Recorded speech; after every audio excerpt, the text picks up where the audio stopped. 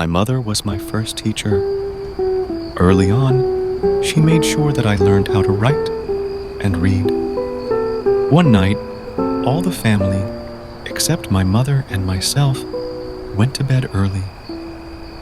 The room was dimly lighted by a single light of coconut oil. My mother was teaching me to read in a Spanish reader called The Children's Friend, El Amigo de los Niños. I had barely learned Spanish when my mother started teaching me how to read it.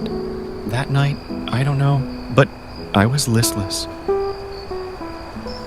Pepe, where are your mind? Anything but not here.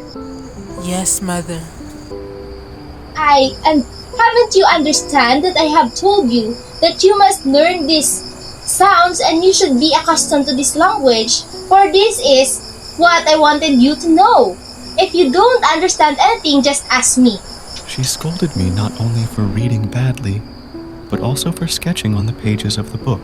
Listen carefully. Listen well to how I speak. Mother spoke Spanish very well, but, my mind had again gone astray. In time, 2 moths caught my attention.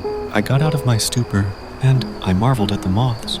My mother soon noticed that I was not interested, and instead of scolding me again, she said, Listen up. I shall read you a story. A story?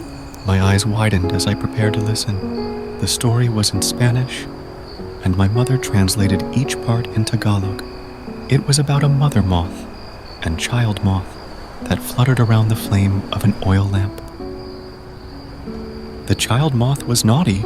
He would come close to the flame, glide away only to return to repeat the stunt. He was being attracted to the flame. There was something in it that could only be known if he would come near and nearer. I was both listening closely to the story and watching the moths. Mother Moth worried about how adamant her child is. Child, warned Mother Moth, I do not go close to the flame. Why, Mother? Asked the child. It is dangerous. The flame is too dangerous. But Mother, I'm attracted to it. Brightness, warmth, and the Mother Moth was alarmed for the sake of her child. Now, taunting the flame, No, my child, do not be so hard-headed, child. If you overly get attracted to the flame and its tongue lick your wings, you will burn and perish. When I heard it, I felt the beating in my heart grow stronger, because what the child moth was doing was what I also desired. Indeed, the brightness of the flame was dangerous, but it was enchanting.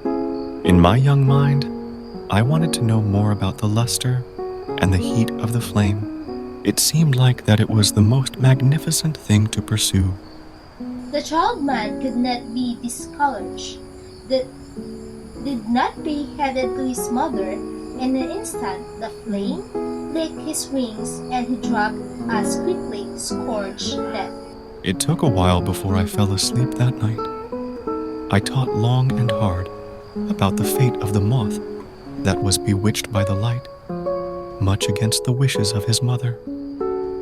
The story revealed to me things until then unknown. For me, moths are no longer an insignificant insects. Moths talked. They know how to warn. They advised just like my mother. The light seemed to me more beautiful. It had grown more dazzling and more attractive. I knew why the moths circled the flame.